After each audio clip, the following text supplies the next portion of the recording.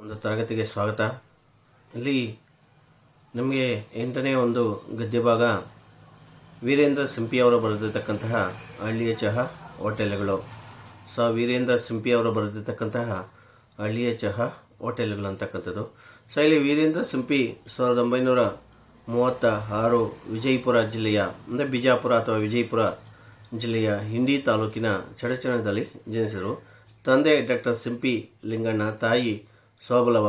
1963ರಿಂದ English ಪ್ರಾಧ್ಯಾಪಕರಾಗಿ ಸೇವೆಯನ್ನು ಸಲ್ಲಿಸುತ್ತಾರೆ. ಯಾರು? ಈ ವೀರೇಂದ್ರ ಸಿಂಪಿ ಅವರಾಗಿರ್ತಕ್ಕಂಥವರು. ಕಾಗದದ ಚೂರು, ಭಾವ ಮೈದುನ, ಸ್ವಚ್ಛಂದ ಮನದ ಸುಳಿದಾಟ, ಪರಿಸರ ಸ್ಪಂದನ ಇವರ ಪ್ರಮುಖ ಲಲಿತ ಪ್ರಬಂಧ ಸಂಕಲನಗಳಾಗಿವೆ. ವಿಶ್ವ ಕಲ್ಯಾಣ ಪತ್ರಿಕೆ ಮತ್ತು ದಿಕ್ಸೂಚಿ ಮಾಸಪತ್ರಿಕೆ ನಿಯಮಿತ 80ಕ್ಕೂ ಮೇಲ್ಪಟ್ಟ ಅಂಕಣಗಳು ಬರೆದಿರುತ್ತಾರೆ. ಜೀವನ ಚರಿತ್ರೆ, ಅನುವಾದ, ಸಂಪಾದನೆ, ವೈಚಾರಿಕ ಲೇಖನಗಳು ಮುಂತಾಗಿ ಇಲ್ಲಿವರೆಗೂ ಇವರ 32 ಕೃತಿಗಳನ್ನು ಪ್ರಕಟಿಸಿದ್ದಾರೆ ಅಂತ. ಇಲ್ಲಿ ಈ ಮೇಲ್ಕಂಡ ವಾಕ್ಯವನ್ನು ವೀರೇಂದ್ರ ಸಿಂಪಿಯವರು ಬರೆದಿರ್ತಕ್ಕಂತಹ ಹಳ್ಳಿಯ ಚಹಾ ಹೋಟೆಲ್ಗಳು ಆರಿಸಿರ್ತಕ್ಕಂಥ ಒಂದು ಕೃತಿ ಲಲಿತ ಪ್ರಬಂಧಗಳು ಅಂತ ಕರಿತೀವಿ. ಲಲಿತ ಪ್ರಬಂಧಗಳು. ಇಲ್ಲಿ ಲಲಿತ ಪ್ರಬಂಧಗಳು ಅಂತಕ್ಕಂಥದ್ದು ಎಂಬ ಕೃತಿಯಿಂದ ಇದನ್ನು ಆರಿಸಿಕೊಳ್ಳಲಾಗಿದೆ. ಈ ಮೇಲ್ಕಂಡ ವಾಕ್ಯವನ್ನು ವೀರೇಂದ್ರ ಸಿಂಪಿಯವರು ಬರೆದಿರ್ತಕ್ಕಂತಹ ಹಳ್ಳಿಯ ಚಹಾ ಹೋಟೆಲ್ಗಳು ಎಂಬ ಗದ್ಯಭಾಗದಿಂದ ಆರಿಸಿಕೊಂಡಿರ್ತಕ್ಕಂಥ ಲಲಿತ ಪ್ರಬಂಧಗಳು ಅಂತಕ್ಕಂತಹ ಕೃತಿಯಿಂದ ಆಯ್ದುಕೊಂಡಿರ್ತಕ್ಕಂಥ ಹಳ್ಳಿಯ ಚಹಾ ಹೋಟೆಲ್ಗಳು ಅಂತಕ್ಕಂಥ ಗದ್ಯಭಾಗದಿಂದ ಆರಿಸಿಕೊಳ್ಳಲಾಗಿದೆ. ಇದನ್ನು ನೀವು ಲೇಖಕರ ಪರಿಚಯಕ್ಕೆ ಬರೆಯಬೇಕಾಗುತ್ತೆ. ಆರಿಸಿದ ಒಂದು ಕೃತಿ ಲಲಿತ ಪ್ರಬಂಧಗಳು. ಲೇಖಕರು ವೀರೇಂದ್ರ ಸಿಂಪಿ ಅವರಾಗಿರ್ತಕ್ಕಂಥದ್ದು. ಇದರಲ್ಲಿ ಏನು ಹಳ್ಳಿಯ ಒಂದು ಚಹಾ ಹೋಟೆಲ್ಗಳು ಅಂತಕ್ಕಂಥದ್ದು, ಇಲ್ಲಿ ನಾವು ಮುಖ್ಯವಾಗಿ ಈ ಒಂದು ಲೆಸನ್ನಲ್ಲಿ, ಈ ಒಂದು ಗದ್ಯಭಾಗದಲ್ಲಿ ಅತಿ ಮುಖ್ಯವಾಗಿ ಹಳ್ಳಿಯ ಚಹಾ ಹೋಟೆಲ್ ಅಂತಕ್ಕಂಥದ್ದು ಹೇಗಿರುತ್ತೆ, ಪಟ್ಟಣದ ಚಹಾ ಹೋಟೆಲ್ ಅಂತಕ್ಕಂಥದ್ದು ಹೇಗಿರುತ್ತೆ. ಹಳ್ಳಿಯ ಚಹಾ ಹೋಟ್ನಲ್ಲಿರ್ತಕ್ಕಂತಹ ಮಾಣಿ ಅಂದರೆ ಇಂಗ್ಲೀಷಲ್ಲಿ ಸಪ್ಲೈಯರ್ ಅಂತ ಕರಿತೀವಲ್ಲ, ಅವನು ಹಳ್ಳಿಯ ಚಹಾ ಹೋಟ್ನಲ್ಲಿರ್ತಕ್ಕಂತಹ ಮಾಣಿ ಆಗಿರ್ತಕ್ಕಂಥವನು ಯಾವ ರೀತಿಯ ಒಂದು ಕೆಲಸ ಕಾರ್ಯಗಳನ್ನು ಮಾಡ್ತಾನೆ, ಯಾವ ರೀತಿಯ ಗೌರವಗಳನ್ನು ಸೂಚಿಸ್ತಾನೆ, ಮತ್ತು ಪಟ್ಟಣದ ಚಹಾ ಹೋಟ್ನಲ್ಲಿರ್ತಕ್ಕಂತಹ ಮಾಣಿ ಆಗಿರ್ತಕ್ಕಂಥವನು ಯಾವ ರೀತಿ ಕೆಲಸ ಕಾರ್ಯಗಳನ್ನು ಮಾಡ್ತಾನೆ ಅಂತಕ್ಕಂಥದ್ದನ್ನು ನಾವು ಇದರಲ್ಲಿ ನೋಡ್ತೀವಿ. ಪರೀಕ್ಷಾ ದೃಷ್ಟಿಯಿಂದ ಇದು ಸಹ 5 ಅಂಕಗಳಿಗೆ ತುಂಬ ಇಂಪಾರ್ಟೆಂಟು. ಇಲ್ಲಿ ಇಷ್ಟೇ ಬರ್ತಕ್ಕಂಥದ್ದು. ಹಳ್ಳಿಯ ಚಹಾ ಹೋಟ್ಲ್ ಅಂತಕ್ಕಂಥದ್ದು ಹೇಗಿರುತ್ತೆ, ಪಟ್ಟಣ ಚಹಾ ಹೋಟ್ಲ್ ಅಂದ್ರೆ ಹೇಗಿರುತ್ತೆ, ಹಳ್ಳಿಯ ಚಹಾ ಹೋಟ್ಲಿನ ಮಾಣಿ ಹೇಗಿರ್ತಾನೆ, ಪಟ್ಟಣ ಚಹಾ ಹೋಟ್ಲಿನ ಮಾಣಿ ಹೇಗಿರ್ತಾನೆ ಅಂತಕ್ಕಂಥದ್ದು. ಇದರ ಜೊತೆಗೆ ಹಳ್ಳಿಯ ಒಂದು ಪರಿಸರದಲ್ಲಿ ಜನರಾಗಿರ್ತಕ್ಕಂಥವ್ರು ಯಾವ ರೀತಿ ಕಾಲವನ್ನು ಕಳೀತಾರೆ ಅಂತಕ್ಕಂತಹ ಒಂದು ರೀತಿಯನ್ನು ನಾವು ಇದರಲ್ಲಿ ಕಾಣ್ತಾ ಹೋಗ್ತೀವಿ. ಇಲ್ಲಿ ಗಮನಿಸಿ. ಗದ್ಯಭಾಗವನ್ನು ಕುರಿತು ಭಾರತೀಯರನ್ನು ತಮ್ಮ ಗ್ರಾಹಕರನ್ನಾಗಿ ಮಾಡಿಕೊಳ್ಳಲು ಇಂಗ್ಲಿಷರು ಮೊದಲು ಪುಕ್ಕಟ್ಟೆಯಾಗಿ ಜನರಿಗೆ ಚಹಾ ಕುಡಿಸುತ್ತಾ ಚಹಾ ಉದ್ಯಮ ಭಾರತದಲ್ಲಿ ಬೆಳೆಸಿದ್ದುಂಟು ಅಂತ ಹೇಳ್ತಾರೆ. ಅಂದರೆ ಇಲ್ಲಿ ಭಾರತೀಯರನ್ನು ತಮ್ಮ ಗ್ರಾಹಕರನ್ನಾಗಿ ಮಾಡಿಕೊಳ್ಳಲು ಇಂಗ್ಲಿಷರು ಮೊದಲು ಪುಕ್ಕಟ್ಟೆಯಾಗಿ ಜನರಿಗೆ ಇಲ್ಲಿ ಚಹಾವನ್ನು ಕುಡಿಸುತ್ತಾ ಚಹಾ ಉದ್ಯಮ ಭಾರತದಲ್ಲಿ ಬೆಳೆಸಿದ್ದುಂಟು ಅಂತ. ನಿಮಗೆ ಇವಾಗಲೇ ನೋಡಿದಿರ, ಕಾರ್ವೆ ಮಾರ್ಷ್ 1890ರಲ್ಲಿ ಆ ಕಾರ್ವೆ ಮಾರ್ಷ್ ಅಂತಕ್ಕಂಥ ಬ್ರಿಟಿಷಿಗ ಭಾರತಕ್ಕೆ ಬಂದು ಅಲ್ಲಿ ಸ್ವಲ್ಪವೇ ಚಹಾ ತೋಟವನ್ನು ನಿರ್ಮಾಣ ಮಾಡಿ, ಇಡೀ ವಾಲ್ಪರೆಯನ್ನು ಚಹಾ ತೋಟವನ್ನಾಗಿ ನಿರ್ಮಾಣ ಮಾಡಿ ಅವನು ತೀರ್ಕೊಳ್ತಾನೆ ಅಂತಕ್ಕಂಥದ್ದು. ಅಂದರೆ ಇಲ್ಲಿ ಬ್ರಿಟಿಷರಾಗಿರ್ತಕ್ಕಂಥವರು ನಮ್ಮ ಭಾರತದಲ್ಲಿರ್ತಕ್ಕಂಥ ಎಲ್ಲರಿಗೂ ಸಹ ಈ ಚಹಾದ ಗ್ರಾಹಕರನ್ನಾಗಿ ಮಾಡಿಕೊಡಬೇಕು ಅಂತೇಳ್ಬಿಟ್ಟು ಅವರು ಮೊದಲು ಪುಕ್ಕಟ್ಟೆಯಾಗಿ ಉಚಿತವಾಗಿ ಜನರಿಗೆ ಚಹಾವನ್ನು ಕುಡಿಸುತ್ತಾ ಚಹಾ ಉದ್ಯಮ ಭಾರತದಲ್ಲಿ ಎಲ್ಲಿ ಬೆಳೆಸಿದ್ದುಂಟು ಅಂತ. ಇವತ್ತು ಚಹಾ ಕುಡಿದೇ ಇರ್ತಕ್ಕಂಥವ್ರೆ ನತದೃಷ್ಟರು ಅಂತ ಹೇಳ್ಬೋದು ಅಂತ. ಅಂದರೆ ಎಲ್ಲರೂ ಚಹಾ ಅದಕ್ಕೆ ಹೊಂದಾಣಿಕೆ ಆಗಿಬಿಟ್ಟಿದ್ದಾರೆ, ಈ ಚಹಾ ಮತ್ತು ಚಹಾ ಕುಡಿಯೋದಕ್ಕೆ ಅಂತ. ನೋಡಿ, ಆ ಇಂಗ್ಲೀಷಿಗರು ಏನೇನು ಕಲಿಸಿದ್ದಾರೆ ಅದೆಲ್ಲ ಸಹ ದೃಢವಾಗಿ ಬೇರೂರು ಬಿಟ್ಟಿದೆ ನಮ್ಮ ಒಂದು ದೇಶದಲ್ಲಿ. ಈಗ ಇಂಗ್ಲೀಷ್ ಭಾಷೆ ಅಂತಕ್ಕಂಥವ್ರು ನೋಡಿ, ಬೇರೆ ಒಂದು ದೇಶದಿಂದ ಬಂದು ಅವರ ಭಾಷೆಯನ್ನು ನಮ್ಮ ಪ್ರಪಂಚದ ಭಾಷೆಯನ್ನಾಗಿ ಮಾಡಿಬಿಟ್ಟು ಹೋಗ್ಬಿಟ್ರು. ಅದೇ ರೀತಿಯಾಗಿ ಭಾರತದಲ್ಲಿ ಸಹ ಇಲ್ಲಿ ತಮ್ಮ ಭಾರತೀಯರನ್ನು ತಮ್ಮ ಗ್ರಾಹಕರನ್ನಾಗಿ ಮಾಡಿಕೊಳ್ಳಲು ಇಂಗ್ಲೀಷರು ಬಂದು ಏನು ಮಾಡೋದು, ಮೊದಲು ಪುಕ್ಕಟ್ಟೆಯಾಗಿ ಉಚಿತವಾಗಿ ಚಹಾವನ್ನು ಕೊಟ್ಟು ಈ ಚಹಾ ಅಂತಕ್ಕಂಥದ್ದು ಭಾರತದಲ್ಲಿ ಅತಿ ಹೆಚ್ಚು ವೇಗವಾಗಿ ಬೆಳೆಯುವಂತೆ ಮಾಡಿಬಿಟ್ಟು ಹೋದರು ಅಂತಕ್ಕಂಥದ್ದು. ಕಾಡು ನಾಶವಾಗಿ ಚಹಾದ ತೋಟ ತಲೆ ಎತ್ತಿದಾಗ ಪಟ್ಟಣಿಗರು ಹಾಗೂ ಹಳ್ಳಿಗರು ಮೆಲ್ಲನೆ ಇದಕ್ಕೆ ಎಷ್ಟು ಹೊಂದಿಕೊಂಡರೆಂದರೆ ಊಟವಿಲ್ಲದಿದ್ದರೂ ಅಡ್ಡಿ ಇಲ್ಲ, ಪ್ರತಿಯೊಬ್ಬ ವ್ಯಕ್ತಿಗೂ ಇಂದು ನಿಯಮಿತವಾಗಿ ಚಹಾ ಸೇವನೆ ಬೇಕೇ ಬೇಕು ಅಂತ ಹೇಳ್ತಾನೆ. ಅದರಲ್ಲಿ ಕಾಡು ಅಂತಕ್ಕಂಥ ನಾಶವಾಗಿ ಚಹಾ ತೋಟ ಅಂತಕ್ಕಂಥ ತಲೆ ಎತ್ತಿದಾಗ ಅಂದರೆ ಇಲ್ಲಿ ಅದನ್ನೇ ಕಾರ್ವೆ ಮಾರ್ಷ್ ಆಗಿರ್ತಕ್ಕಂಥವನು ಆ ದಟ್ಟವಾಗಿರ್ತಕ್ಕಂಥ ಕಾಡನ್ನು ನಾಶ ಮಾಡಿ ಇಡೀ ಕಾಡನ್ನು ಏನು ಮಾಡ್ದ ಅಂತಂದರೆ ಚಹಾದ ತೋಟವನ್ನಾಗಿ ಮಾರ್ಪಡಿಸ್ಬಿಟ್ಟ ಅಂತ. ಅಂದರೆ ಇದು ಈ ನಮ್ಮ ಭಾರತ ದೇಶದಲ್ಲಿ ಈ ಚಹಾಗೆ ಯಾವ ರೀತಿ ಹೊಂದಾಣಿಕೆ ಆಗ್ಬಿಟ್ಟಿದೆ ಅಂತಂದರೆ ಸೊ ಒಂದು ಹೊತ್ತು ಊಟ ಅಂತಕ್ಕಂಥದ್ದು ಇಲ್ಲದೇ ಇದ್ರೂ ಪರವಾಗಿಲ್ಲ, ಆದರೆ ಒಂದು ಹೊತ್ತು ಚಹಾ ಸೇವನೆ ಅಂತಕ್ಕಂಥದ್ದು ಮಾಡದೇ ಇದ್ದರೆ ಸೊ ಅವರಿಂದ ಸಾಧ್ಯನೇ ಇಲ್ಲ ಅಂತಕ್ಕಂಥದ್ದು. ಈ ರೀತಿಯಾಗಿ ಇವತ್ತು ಜನರಾಗಿರ್ತಕ್ಕಂಥದ್ದು ಈ ಚಹಾಗೆ ಹೊಂದ್ಕೊಂಡು ಬಿಟ್ಟಿದ್ದಾರೆ ಅಂತಕ್ಕಂಥ ನಮ್ಮ ವೀರೇಂದ್ರ ಸಿಂಪಿ ಅವರು ಹೇಳ್ತಾ ಹೋಗ್ತಾರೆ. ಹಾಗೂ ಪರಸ್ಪರ ಗೌರವ ಆಧಾರಗಳು ಚಹಾರಾಧನೆ ಇಂದು ಅತ್ಯವಶ್ಯಕವಾಗಿದೆ. ಪರಸ್ಪರ ಗೌರವ ಆಧಾರಗಳು ಅಂತಕ್ಕಂಥದ್ದು ಯಾರಿಗಾದ್ರೂ ಗೌರವ ಅಂತಕ್ಕಂಥ ಸೂಚಿಸಬೇಕಾದ್ರೆ ತಮ್ಮ ಮನೆಗೆ ಬಂದಿರತಕ್ಕಂಥ ಒಂದು ಅತಿಥಿಗಳಿಗೆ ಗೌರವವನ್ನು ಸೂಚಿಸೋದಕ್ಕೂ ಸಹ ಈ ಚಹಾ ಅಂತಕ್ಕಂಥ ಒಂದು ರೀತಿ ಆಧಾರ ಆಗಿಬಿಟ್ಟಿದೆ. ಯಾರಾದರೂ ಬಂದರೂ ಕಾಫಿ ಕುಡಿತೀರಾ, ಟೀ ಕುಡಿತೀರಾ, ಎಂತ ಕುಡಿತೀರಾ, ಕಾಫಿ ತಗೊಳ್ತೀರಾ, ಟೀ ಕುಡಿತೀರಾ ಅಂತ ಒಂದು ರೀತಿ ಗೌರವವನ್ನು ಸೂಚಿಸೋದಕ್ಕೂ ಸಹ ಇದು ಆಧಾರ ಆಗಿಬಿಟ್ಟಿದೆ ಇವತ್ತು. ಯಾವುದು ಈ ಚಹಾ ಅಂತಕ್ಕಂಥದ್ದು ಅಂತ ನಾವು ನೋಡ್ತೀವಿ. ಹಳ್ಳಿಯ ಚಹಾ ಹೋಟೆಲ್ಗಳು ಹಳ್ಳಿಗರ ಬದುಕಿನಲ್ಲಿ ಆಧುನಿಕತೆಯ ಗಾಳಿ ಬೀಸುವುದರೊಂದಿಗೆ ಬಹುಮುಖಿ ಸಾಮಾಜಿಕ ಸ್ತರಗಳ ಎಲ್ಲ ಸಮುದಾಯಗಳ ವಯದ ಅಂತರವಿದೆ ಒಂದೇ ಕಡೆ ಕೂಡುವಂತೆ ಮಾಡಿದೆ. ಮನರಂಜನೆ ಹಾಗೂ ಸಾರ್ವಜನಿಕ ಸುದ್ದಿಗಳ ತಾಣವಾಗಿದೆ ಅಂತ. ಇವತ್ತು ಈ ಚಹಾ ಅಂತಕ್ಕಂಥದ್ದು ಎಲ್ಲೆಲ್ಲೂ ಇರ್ತಕ್ಕಂಥ ಬೇರೆ ಬೇರೆ ಕಡೆ ಇರ್ತಕ್ಕಂತಹ ಬೇರೆ ಬೇರೆ ಜನಾಂಗದವರನ್ನ ಎಲ್ಲರನ್ನೂ ಸಹ ಒಂದು ರೀತಿ ಭಾವೈಕ್ಯತೆಯಂತೆ ಕೂರಿಸ್ತಕ್ಕಂಥ ಒಂದು ಸ್ಥಳ ಆಗಿಬಿಟ್ಟಿದೆ ಯಾವುದು ಈ ಚಹಾ ಅಂತಕ್ಕಂಥದ್ದು. ಅಲ್ಲಿ ಜಾತಿ ಆಗಿರ್ಬೋದು ಅಥವಾ ಬೇರೆ ಬೇರೆ ವೃತ್ತಿಯನ್ನು ಮಾಡ್ತಕ್ಕಂಥವ್ರು ಆಗ್ಬೋದು ಅಥವಾ ಬೇರೆ ಬೇರೆ ಕೆಲಸಗಳನ್ನು ಮಾಡ್ತಕ್ಕಂಥವ್ರು ಆಗ್ಬೋದು ಅಥವಾ ಬೇರೆ ಬೇರೆ ಜನಾಂಗಕ್ಕೆ ಸೇರಿರ್ತಕ್ಕಂಥವ್ರು ಆಗ್ಬೋದು, ಎಲ್ಲರೂ ಸಹ ಅಲ್ಲಿ ಬೆರೆಯುವಂತೆ ಮಾಡುತ್ತೆ ಯಾವುದಂತಂದರೆ ಈ ಒಂದು ಹಳ್ಳಿಯ ಚಹಾ ಹೋಟೆಲ್ಗಳು ಅಂತಕ್ಕಂಥದ್ದು. ಬನ್ನಿ ನೋಡೋಣ ಎಂಥದ್ದು ಅಂತ. ಇಲ್ಲಿ ಮೊದಲಿಗೆ ಹಳ್ಳಿಯ ಚಹಾ ಹೋಟ್ಲ್ ಅಂತಕ್ಕಂಥದ್ದು ಹೇಗಿರುತ್ತೆ ನೋಡಿ. ಹಳ್ಳಿಯ ಚಹಾ ಹೋಟ್ಲ್ ಅಂತಕ್ಕಂಥದ್ದು ಹೇಗಿರುತ್ತೆ, ಹಳ್ಳಿಯ ಮುರುಕಾಚಪ್ಪರದ ಚಹಾ ಪಳಾರದ ಅಂಗಡಿಗೆ ನೀವೆಂದಾದರೂ ಹೋಗಿರದಿದ್ರೆ ಅಲ್ಲಿ ಕುಳಿತು ಕಲಿಯುಗದ ಅಮೃತವೆನಿಸಿಕೊಂಡ ಚಹಾ ಸೇವನೆ ಮಾಡಿರದಿದ್ರೆ ನಿಮ್ಮ ಜೀವನ ಅಪೂರ್ಣವಾಯಿತೆಂದೇ ನನ್ನ ತಿಳುವಳಿಕೆ. ನೋಡಿ, ಹಳ್ಳಿಯ ಮುರುಕಾಚಪ್ಪರದ ಬಳಿ ಪಳಾರ ಅಂದ್ರೆ ಇಲ್ಲಿ ತಿಂಡಿ ಅಂತ ಕರಿತೀವಿ. ಹಳ್ಳಿಯಲ್ಲಿರ್ತಕ್ಕಂಥ ಮುರುಕಾಚಪ್ಪರದ ಪಳಾರದ ಅಂಗಡಿ ಅಂದರೆ ತಿಂಡಿ ಅಂಗಡಿಗೆ ಹೋಗಿ ನೀವೆಂದಾದರೂ ಅಲ್ಲಿಗೆ ಹೋಗಿ ಚಹಾವನ್ನು ಕುಡಿದೇ ಇದ್ರೆ ಅಂದರೆ ಕಲಿಯುಗದ ಅಮೃತ ಅನ್ಸ್ಕೊಂಡ್ಬಿಟ್ಟಿದೆ ಇವತ್ತು ಯಾವುದು ಈ ಚಹಾ ಅಂತಕ್ಕಂಥದ್ದು. ಅದಕ್ಕೆ ಒಂದಂಕದ ಪ್ರಶ್ನೆ ಕೇಳ್ತಾನೆ, ಕಲಿಯುಗದ ಅಮೃತ ಯಾವುದು ಅಂತ ಕೇಳ್ತಾನೆ. ಕಲಿಯುಗದ ಅಮೃತ ಇಲ್ಲಿ ಚಹಾ ಅಂದರೆ ಹಳ್ಳಿಯಲ್ಲಿರ್ತಕ್ಕಂತಹ ಮುರುಕಾಚಪ್ಪರದ ಕೆಳಗೆ ಹಳ್ಳಿಯಲ್ಲಿರ್ತಕ್ಕಂತಹ ಮುರುಕಾಚಪ್ಪರದ ಚಹಾ ಪಳಾರದ ಅಂಗಡಿಗೆ ನೀವೆಂದಾದರೂ ಹೋಗಿರದಿದ್ರೆ ಅಲ್ಲಿ ಕುಳಿತು ಕಲಿಯುಗದ ಅಮೃತ ಎನಿಸ್ಕೊಂಡಿರ್ತಕ್ಕಂತಹ ಚಹಾವನ್ನು ನೀವು ಸೇವನೆ ಮಾಡದೇ ಇದ್ದರೆ ನಿಮ್ಮ ಜೀವನ ಇಲ್ಲಿ ಅಪೂರ್ಣವಾಯಿತೆಂದೇ ನನ್ನ ಒಂದು ಅನಿಸಿಕೆ ಅಂತ ಹೇಳ್ತಾನೆ. ಅಂದರೆ ಇಲ್ಲಿ ಈ ಚಹಾ ಅಂತಕ್ಕಂಥದ್ದು ಇವತ್ತು ಇಷ್ಟರ ಮಟ್ಟಿಗೆ ಅಂತಕ್ಕಂಥದ್ದು ಆ ಜನರನ್ನು ಒಕ್ಕಿಬಿಟ್ಟಿದೆ ಅಂತಕ್ಕಂಥ ಪ್ರವೇಶ ಮಾಡಿಬಿಟ್ಟಿದೆ ಅಂತಕ್ಕಂಥದ್ದು. ಅದನ್ನೇ ಇಲ್ಲಿ ಹೇಳ್ತಾನೆ. ಪಟ್ಟಣದ ಹೋಟೆಲ್ಗಳಲ್ಲಿ ಎಲ್ಲ ಇದೆ. ಅಲ್ಲಿ ಪಟ್ಟಣದ ಹೋಟೆಲ್ಗಳಂತಕ್ಕಂಥದ್ದು ಯಾವ ರೀತಿ ಇದೆ ಅಂತಕ್ಕಂಥದ್ದು ಮೊದಲಿಗೆ ಬರುತ್ತೆ. ಪಟ್ಟಣದ ಹೋಟೆಲ್ಗಳಲ್ಲಿ ಮನವನ್ನು ಆಕರ್ಷಿಸುವಂತಹ ಭವ್ಯವಾದ ಕಟ್ಟಡವಿದೆ. ಅಲ್ಲಿ ಮನವನ್ನು ಆಕರ್ಷಿಸುವಂತಹ ಭವ್ಯವಾದ ಕಟ್ಟಡವಿದೆ. ನಡೆದರೆ ಕಾಲಜಾರುವಂತಹ ನಯವಾದ ಪರಸಿಯ ನೆಲವಿದೆ. ಕೂತರೆ ಮಾಸಿ ಓದಿ ತಿನ್ನುವಂತಹ ಕುರ್ಚಿ ಇದೆ. ಡೆಕೋಲಮ್ನಿಂದ ತಂಪಾದ ಪ್ಯಾನಿನ ಗಾಳಿ ಇದೆ. ಡೆಕೋಲಮ್ನಿಂದ ಅಲಂಕೃತವಾದ ಟೇಬಲ್ ಇದೆ. ಟೇಬಲ್ ಮೇಲೆ ಗ್ಲಾಸು ಇದೆ. ಗ್ಲಾಸ್ನಲ್ಲಿ ನೀರು ಇದೆ. ಅಂದರೆ ಇಲ್ಲಿ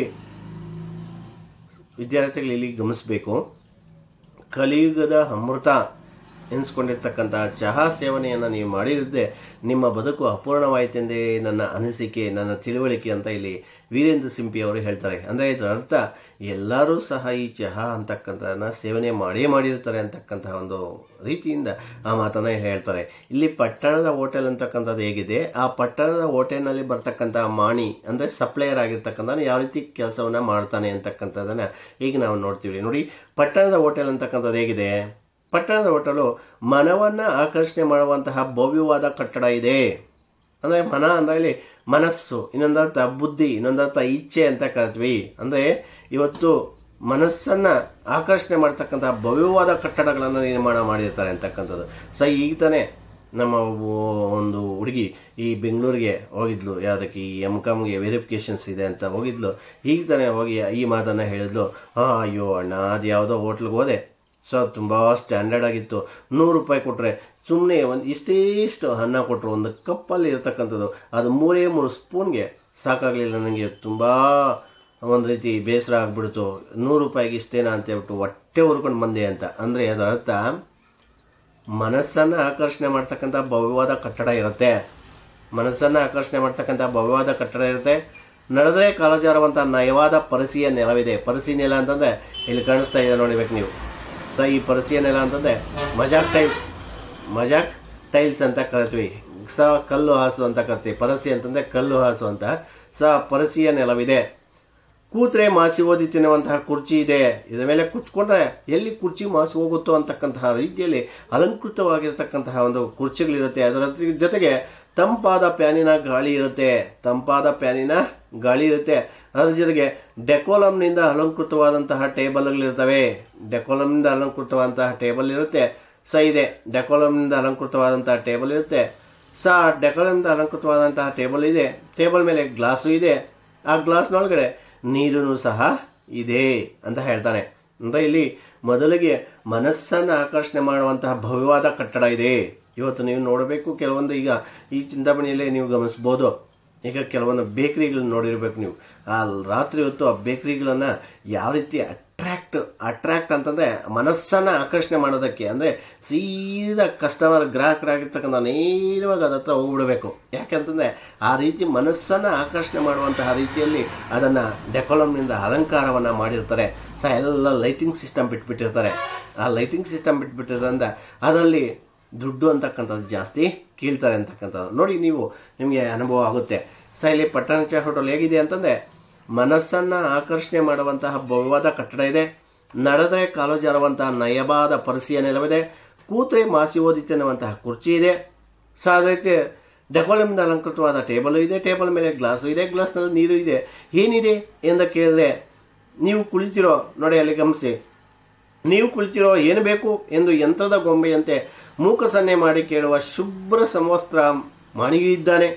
ಏನಿದೆ ಎಂದು ನೀವು ನಿರಾಸವಾಗಿ ಮಾಣಿಗೆ ಕೇಳಿದರೆ ಅವನು ಬೋಂಡ, ದೋಸೆ, ಉತ್ತಪ್ಪ, ಉಪ್ಮಾ, ಪೂರಿ, ಬಜ್ಜಿ ಎಂದು ನಿಮಗಿಂತಲೂ ನಿರಾಸವಾಗಿ ಪಟಪಟನೆ ಓದುತ್ತಾನೆ. ನೋಡಿ ಇಲ್ಲಿ ಪಟ್ಟಣದ ಹೋಟೆಲ್ ಹೇಗಿದೆ, ಮನಸ್ಸನ್ನು ಆಕರ್ಷಣೆ ಮಾಡುವಂತಹ ಭವ್ಯವಾದ ಕಟ್ಟಡ ಇದೆ. ನಡೆದರೆ ಕಾಲು ಜಾರುವಂತಹ ನಯವಾದ ಪರಸಿಯ ನೆಲವಿದೆ.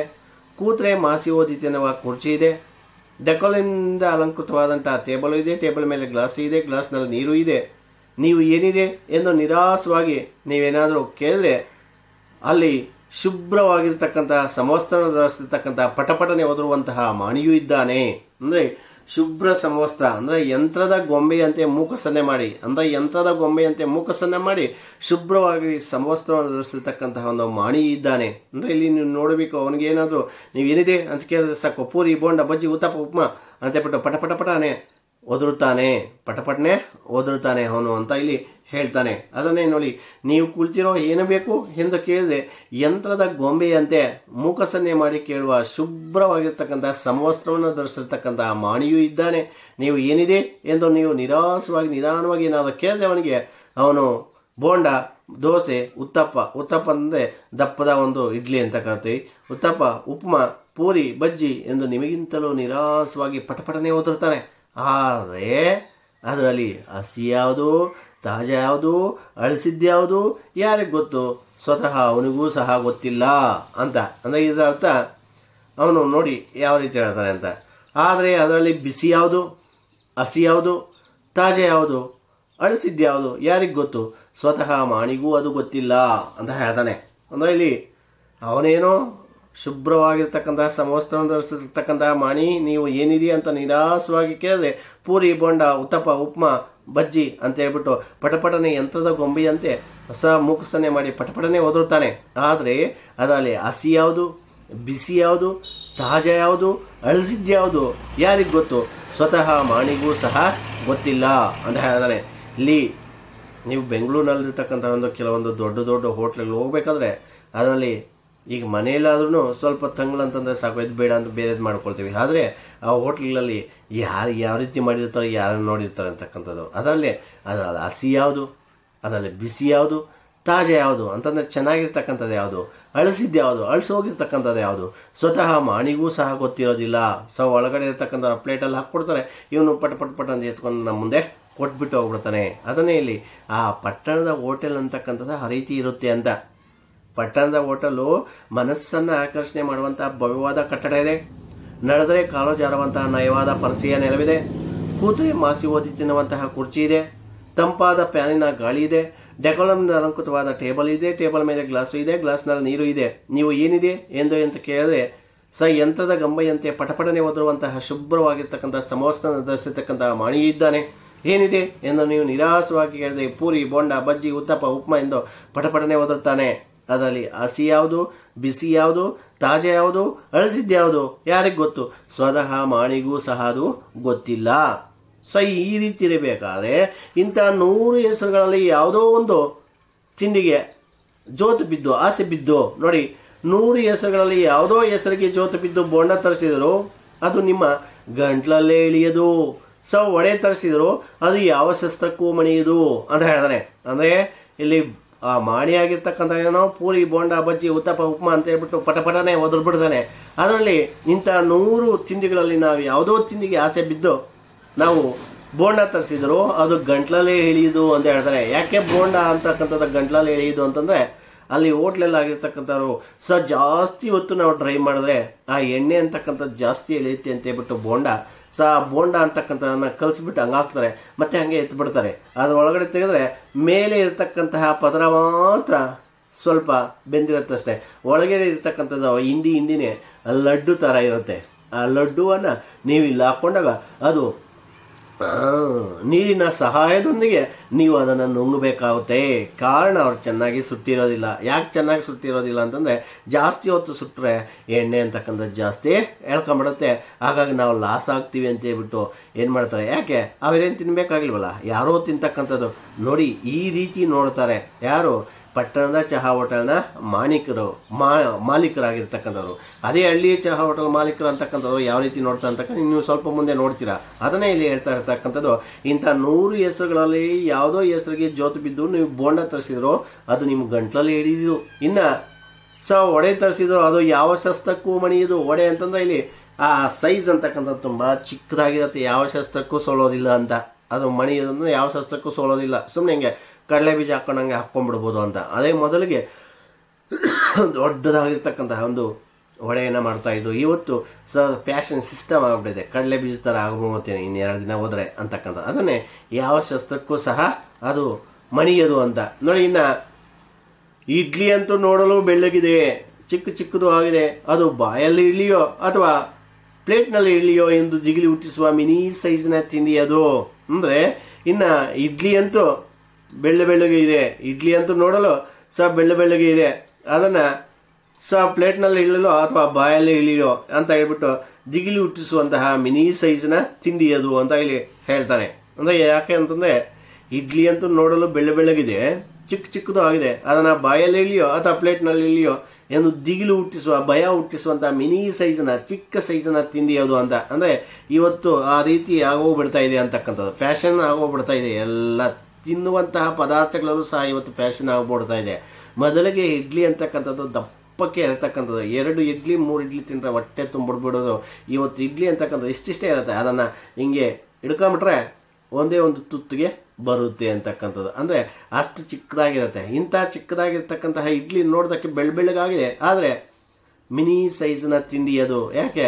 ಇದನ್ನು ಪ್ಲೇಟ್ನಲ್ಲಿ ಇಳಿಯೋ ಆ ಪ್ಲೇಟ್ನಲ್ಲಿ ಇರಬಲ್ಲು ಒಂದೇ ಸಾರಿ ಬಾಯಲ್ಲೇ ಹಾಕ್ಕೊಳ್ಳಲು ಅಂತ ದಿಗಿಲು ಹುಟ್ಟಿಸುವಂತಹ ಮಿನಿ ಸೈಜಿನ ತಿಂಡಿ ಅದು ಅಂತ ಹೇಳ್ತಾನೆ.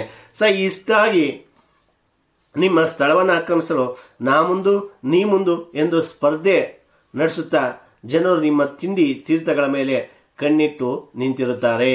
ಅಂದರೆ ಇಷ್ಟಾಗಿ ನಿಮ್ಮ ಸ್ಥಳವನ್ನು ಆಕ್ರಮಿಸಲು ಅಂತಂದರೆ ಇಲ್ಲಿ ಪಟ್ಟಣದ ಹೋಟೆಲ್ ಅಂತಂದರೆ ಆ ನೆಮ್ಮದಿಯಾಗಿ ತಿನ್ನೋದಕ್ಕೂ ಸಹ ಬಿಡೋದಿಲ್ಲ. ಯಾಕಂದರೆ ನಾವು ತಿಂತಾ ಇದ್ರೆ ನಮ್ಮ ಹಿಂದೆ ಹಿಂಗೆ ನಿಂತಿರ್ತಾರೆ ಭೂತಗಳಂಗೆ, ಹಿಂಗೆ ನೋಡ್ತಾ ಇರ್ತಾರೆ. ಹಿಂಗೆ ನೋಡ್ತಾ ಇದ್ರೆ ನಾವು ಯಾವನೋ ಬಡಿ ನಮಗೆ ಇಲ್ಲೇ ನಿಂತ್ಕೊಂಡು ಬಿದ್ದವನಲ್ಲಪ್ಪ ಅಂತೇಳ್ಬಿಟ್ಟು ಗಬ ಗಬ ಗಬ ಗಬ ಗಬ ಗಬ ಅಂತ ತಿನ್ಕೊಂಡು ಬೇಗ ಎದ್ಬಿಟ್ಟು ಓಡ್ತಕ್ಕಂಥದ್ದು. ಅಂದರೆ ಇದರ ಅರ್ಥ ತಿನ್ನೋದಕ್ಕೆ ಸರಿಯಾಗಿ ತಿನ್ನೋದಕ್ಕೂ ಸಹ ಅಲ್ಲಿ ಅವಕಾಶ ಅಂತಕ್ಕಂಥದ್ದು ಕೊಡೋದಿಲ್ಲ. ಎಲ್ಲಿ ಅಂತಂದರೆ ಈ ನಮ್ಮ ಪಟ್ಟಣದ ಚಹಾ ಹೋಟೆಲ್ಗಳಲ್ಲಿ ಅಂತಕ್ಕಂಥದ್ದು. ಅದನ್ನೇ ಇಲ್ಲಿ ಇಷ್ಟ ಆಗಿ ನಿಮ್ಮ ಸ್ಥಳವನ್ನು ಆಕ್ರಮಿಸಲು ನಾ ಮುಂದು ನೀ ಮುಂದು ಎಂದು ಸ್ಪರ್ಧೆ ನಡೆಸುತ್ತಾ ಜನರು ನಿಮ್ಮ ತಿಂಡಿ ತೀರ್ಥಗಳ ಮೇಲೆ ಕಣ್ಣಿಟ್ಟು ನಿಂತಿರುತ್ತಾರೆ ಅಂತ ಮಹನೀಯರು ಮಹಿಳೆಯರು ನಿಮ್ಮ ಎದೆ ಮೇಲೆ ನಿಂತಂತೆ ನಿಂತು ಬಿಟ್ಟಿದ್ರೆ ನೀವು ತಿಂಡಿ ತೀರ್ಥವನ್ನು ಸೊಗಸಾಗಿ ಅದು ಹೇಗೆ ತಿನ್ನಬಲ್ಲಿರಿ ಅಂತ ಹೇಳ್ತಾರೆ. ಅಂದರೆ ಅದನ್ನೇ ಇಲ್ಲಿ ಇಂಥ ಮಹನೀಯರು ಆಗಿರ್ತಕ್ಕಂಥ ಇಲ್ಲ ಮಹಿಳೆಯರಾಗಿರ್ತಕ್ಕಂಥವ್ರು ನಮ್ಮ ಎದೆಯ ಮೇಲೆ ನಿಂತಂತೆ ಅಲ್ಲಿ ನಿಂತು ಬಿಟ್ಟಿದ್ರೆ ನಾವು ಹೇಗೆ ತಿನ್ನೋದಕ್ಕೆ ಆಗುತ್ತೆ ಅಂತಕ್ಕಂಥದ್ದು. ಕೆಲವೊಂದು ಈಗ ಮದುವೆಗಳಿಗೂ ಹೋಗ್ತೀವಿ. ಈ ಮದುವೆಗಳಲ್ಲಿ ಹೋಗ್ಬೇಕಾದ್ರೆ ಮದುವೆಗಳಲ್ಲಿ ಅಷ್ಟೇ ಇವತ್ತು ನೆಮ್ಮದಿಯಾಗಿ ತಿನ್ನೋದಕ್ಕೆ ಬಿಡೋದಿಲ್ಲ ಅಂತಕ್ಕಂಥವ್ರು. ಯಾಕಂದರೆ ಕೆಲವರು ಇವತ್ತು ತಿನ್ನೋದ್ರಲ್ಲೂ ಸಹ ಪ್ಯಾಷನ್ ಬೆಳೆಸ್ಕೊಂಡ್ಬಿಟ್ಟಿದ್ದಾರೆ. ಕಾರಣ ಸೊ 2 ಬೆರಳಲ್ಲಿ 3 ಬೆರಳಲ್ಲಿ ಹಿಂಗೆ ಎತ್ಕೊಂಡು ತಿನ್ಕೊಂಡ್ಬಿಡ್ತಾರೆ ಕೆಲವರು. ಇನ್ನು ಕೆಲವರು ನೆಮ್ಮದಿಯಾಗಿ ತಿನ್ನೋದಕ್ಕೂ ಬಿಡೋದಿಲ್ಲ. ಯಾಕಂದರೆ ಆ ಕಡೆಯಿಂದ ಹಾಕ್ಕೊಂಡು ಬರ್ತಾ ಇದ್ರೆ ಮತ್ತೆ ಈಗ ನಿಮ್ಮ ಕಡೆಯಿಂದ ಎದ್ದುಬಿಟ್ಟು ಹೋಗ್ತಾ ಇರ್ತಾರೆ ಅಂತಕ್ಕಂಥದ್ದು. ನೆಮ್ಮದಿಯಾಗಿ ತಿನ್ನೋದಕ್ಕೆ ಬಿಡೋಲ್ಲ. ಕಾರಣ ಹಿಂದಿನೇ ಬಂದು ಹಿಂಗೆ ನಿಂತ್ಕೊಂಡಿರ್ತಾರೆ. ಅದೇ ಹಿಂದಿನ ಕಾಲದಲ್ಲಿ ಏನು ಮಾಡ್ತಾ ಇದ್ದ ಅಂತಂದರೆ ಮದುವೆಗಳಲ್ಲಿ ಒಂದು ಬಂತಿ ಅಂತಕ್ಕಂಥ ಒಂದು ಸಾರಿ ಕೂತ್ಕೊಂಡಿರ್ತಕ್ಕಂಥ ತಂಡ ಆಚೆ ಕಡೆಗೆ ಹೋದ್ಮೇಲೆ ಮತ್ತೆ ಇನ್ನೊಬ್ಬರು ಬಿಡ್ತಕ್ಕಂಥವ್ರು. ಇವತ್ತು ಹಾಗೇನಿಲ್ಲ. ಒಬ್ಬರು ತಿಂತಾ ಇದ್ರೆ ಅವ್ರ ಹಿಂದೆ ನಿಂತ್ಕೊಂಡಿರ್ತಾರೆ ಅಂತಕ್ಕಂಥದ್ದು. ಅದನ್ನೇ ಇಲ್ಲಿ ಹೇಳ್ತಾ ಇರ್ತಕ್ಕಂಥದ್ದು. ಸೊ ಇಷ್ಟು ಈ ಪಟ್ಟಣದ ಚಹಾ ಹೋಟೆಲ್ಗಳಂತಕ್ಕಂಥದ್ದು. ಸೊ ಇನ್ನೂ ಸ್ವಲ್ಪ ಮುಂದೆ ಇದೆ ಗಮನಿಸಿ. ಸೊ ಪಟ್ಟಣದ ಹೋಟೆಲ್ಗಳಲ್ಲೂ ನೂಕುಲು ನುಗ್ಗುಲುಗಳು ಗಲಭೆ ಗಲೀಜುಗಳು ಸಾಕಪ್ಪ ಇದರ ಸಹವಾಸ ಎಂದೆನಿಸ್ಬಿಡುತ್ತದೆ. ಅಂದರೆ ಇಲ್ಲಿ ಪಟ್ಟಣದ ಹೋಟೆಲ್ಗಳಲ್ಲಿ ಇರ್ತಕ್ಕಂಥ ನೂಕುಲು ನುಗ್ಗುಲುಗಳು ಈ ಗಲಭೆ ಗಲೀಜುಗಳು ಸಾಕಪ್ಪ ಇದರ ಸಹವಾಸ ಅನಿಸ್ಬಿಡುತ್ತೆ. ಅಂದರೆ ಅದರಲ್ಲಿ ಜನಸಂದಣಿ ಅಂತಕ್ಕಂಥದ್ದು ಜಾಸ್ತಿ ಇರುತ್ತೆ. ಅದರಲ್ಲಿ ನೂಕು ನುಗ್ಗುಲುಗಳನ್ನು ನೋಡ್ತಾ ಇದ್ರೆ ಅಯ್ಯೋ ಏನಕ್ಕೆ ಬಂದು ಅಂತ ಅನಿಸ್ಬಿಡುತ್ತೆ. ತಿಂಡಿ ತಿಂದು ಚಹಾ ಕುಡಿದು ಹೊರಬಿದ್ದರೆ ಅದ್ಭುತ ಸಾಹಸ ಮಾಡಿದ ಅನುಭವ ನಿಮಗಾಗುತ್ತದೆ. ಪಟ್ಟಣದ ಹೋಟೆಲ್ ಅಂದರೆ ನಯನಾಜೋಕಿನ ಹೆಣ್ಣಿದ್ದಂತೆ. ಪಟ್ಟಣದ ಹೋಟೆಲ್ ಅಂತಂದರೆ ಇಲ್ಲಿ ನಯನಾಜೋಕಿನ ಹೆಣ್ಣಿದ್ದಂತೆ. ಹಳ್ಳಿಯ ಚಹಾ ಫಲದ ಅಂಗಡಿ ಅಂದರೆ ಇಷ್ಟು ಇಲ್ಲಿ ಏನಂತಂದರೆ ಈ ಒಂದು ಪಟ್ಟಣದ ಹೋಟೆಲಿನ ಒಂದು ಗುಣ ಅಂತಕ್ಕಂಥದ್ದು. ಪಟ್ಟಣದ ಹೋಟೆಲನ್ನು ಪರಿಚಯಿಸಿ ಅಂತ ಕೊಡ್ತಾನೆ. ಸೊ ಇಲ್ಲಿ ಪಟ್ಟಣದ ಹೋಟೆಲ್ ಅಂತಕ್ಕಂಥ ಹೇಗಿರುತ್ತೆ, ಮನಸ್ಸನ್ನು ಆಕರ್ಷಣೆ ಮಾಡುವಂಥ ಭವ್ಯವಾದ ಕಟ್ಟಡ ಇದೆ. ನಡೆದರೆ ಕಾಲು ಜಾರುವಂಥ ನಯವಾದ ಪರಸೆಯ ನೆಲವಿದೆ. ಕೂತ್ರೆ ಮಾಸಿ ಓದಿ ತಿನ್ನುವಂತಹ ಕುರ್ಚಿ ಇದೆ. ತಂಪಾದ ಫ್ಯಾನಿನ ಗಾಳಿ ಇದೆ. ಡೆಕೋಲಮಿಂದ ಅಲಂಕೃತವಾದಂಥ ಟೇಬಲ್ ಇದೆ. ಟೇಬಲ್ ಮೇಲೆ ಗ್ಲಾಸ್ ಇದೆ. ಗ್ಲಾಸ್ನಲ್ಲಿ ನೀರು ಇದೆ. ನೀವು ಏನಿದೆ ಎಂದು ಕೇಳಿದ್ರೆ ಯಂತ್ರದ ಗೊಂಬೆಯಂತೆ ಪಟಪಟನೆ ಓದುವಂಥ ಶುಭ್ರವಾಗಿರ್ತಕ್ಕಂಥ ಸಮವಸ್ತ್ರನ ಧರಿಸಿರ್ತಕ್ಕಂಥ ಮಾಣಿಯೂ ಇದ್ದಾನೆ. ನೀವು ಏನಿದೆ ಎಂದು ಕೇಳಿದ್ರೆ ಪೂರಿ ಬಜ್ಜಿ ಬೋಂಡ ಉತ್ತಪ್ಪ ಉಪ್ಮಾ ಎಂದು ಪಟಪಟನೆ ಓದುತ್ತಾನೆ. ಇದರಲ್ಲಿ ಹಸಿ ಯಾವುದು, ಬಿಸಿ ಯಾವುದು, ತಾಜಾ ಯಾವುದು, ಅಳಿಸಿದ್ದು ಯಾವುದು ಯಾರಿಗೆ ಗೊತ್ತು? ಸ್ವತಃ ಮಾಣಿಗೂ ಸಹ ಗೊತ್ತಿಲ್ಲ. ಇಂಥ 100 ಹೆಸರುಗಳಲ್ಲಿ ಯಾವುದೋ ಒಂದು ತಿಂಡಿಗೆ ಜೋತು ಬಿದ್ದು ಆಸೆ ಬಿದ್ದು ನೀವು ಬೋಂಡ ತರಿಸಿದರೂ ಅದು ನಿಮ್ಮ ಗಂಟ್ಲಲ್ಲಿ ಎಳೆಯದು. ಇನ್ನು ವಡೆ ತರಿಸಿದರೂ ಅದು ಯಾವ ಶಾಸ್ತ್ರಕ್ಕೂ ಮಣಿಯದು. ಇನ್ನು ಇಡ್ಲಿ ಅಂತೂ ನೋಡಲು ಬೆಳ್ಳಗಿದೆ. ಇಡ್ಲಿ ಅಂತೂ ನೋಡಲು ಬೆಳ್ಳಗಿದೆ. ಇದನ್ನು ಪ್ಲೇಟ್ನಲ್ಲಿಯೋ ಅಥವಾ ಬಾಯಿಯಲ್ಲಿ ಹಾಕಿಕೊಳ್ಳಲು ಎಂದು ದಿಗಿಲಿ ಹುಟ್ಟಿಸುವ ಮಿನಿ ಸೈಜ್ನ ತಿಂಡಿ ಅದು.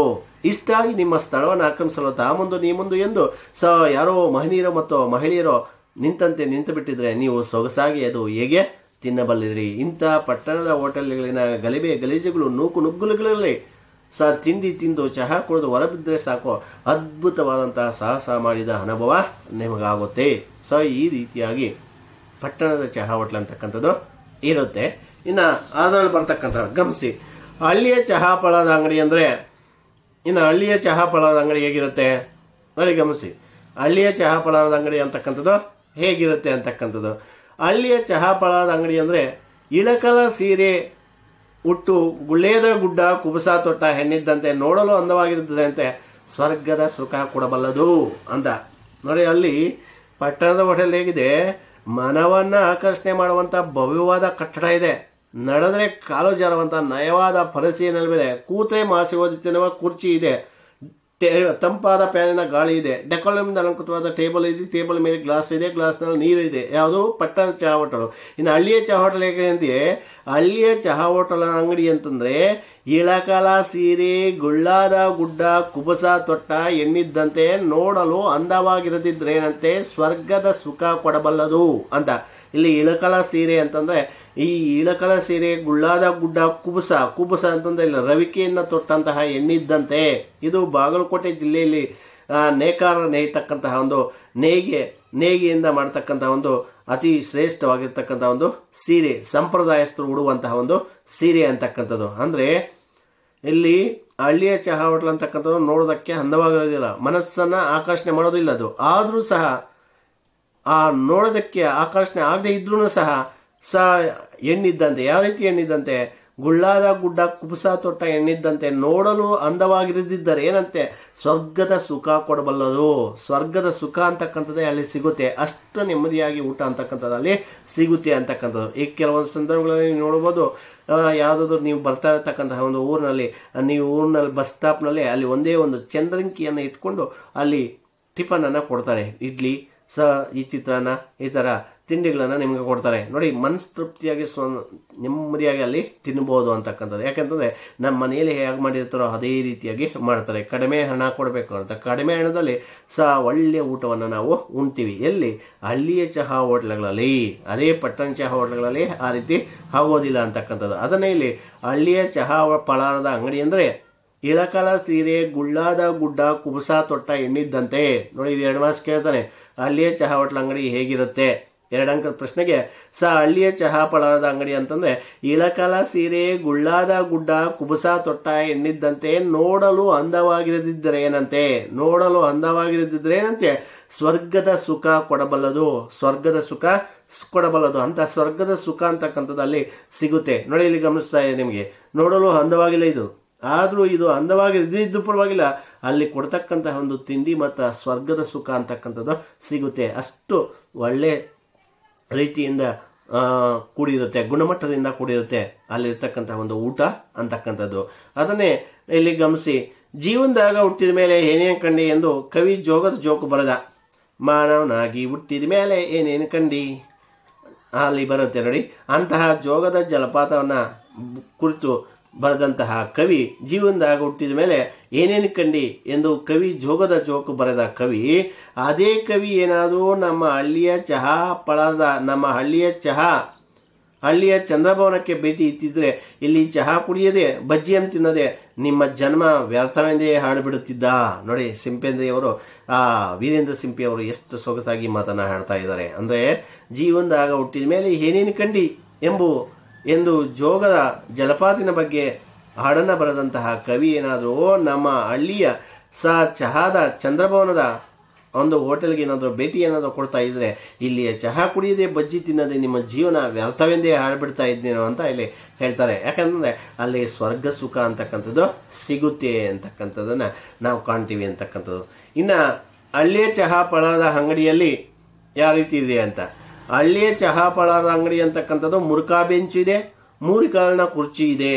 ಸೊ ಇಲ್ಲಿ ಮುರಿದೋಗಿರ್ತಕ್ಕಂಥ ಮುರುಕಾ ಬೆಂಚು ಇದೆ, ಅದರ ಜೊತೆಗೆ 3 ಕಾಲಿನ ಕುರ್ಚಿಯೂ ಸಹ ಇದೆ. ಒಂದು ಕುರ್ಚಿ ಅಂತಂದ್ರೆ 3 ಕಾಲು ಇರುತ್ತೆ, 1 ಕಾಲು ಇರೋದಿಲ್ಲ. ಆದರೂ ಅದನ್ನೇ ಅಡ್ಜಸ್ಟ್ ಮಾಡಿಕೊಂಡು ತಿಂದ್ಬಿಟ್ಟು ಹೋಗ್ತಾರೆ. ಯಾಕಂದರೆ ಅಲ್ಲಿ ಸ್ವರ್ಗದ ಸುಖ ಕೊಡಬಲ್ಲದು. ಆ ರೀತಿಯಾದಂತಹ ಒಂದು ಊಟ ಅಂತಕ್ಕಂಥದ್ದು ಅಲ್ಲಿ ನಮಗೆ ಸಿಗುತ್ತೆ ಅಂತಕ್ಕಂಥದ್ದು. ಅದನ್ನೇ ಇಲ್ಲಿ ಹೇಳ್ತಾ ಇರತಕ್ಕಂಥದ್ದು.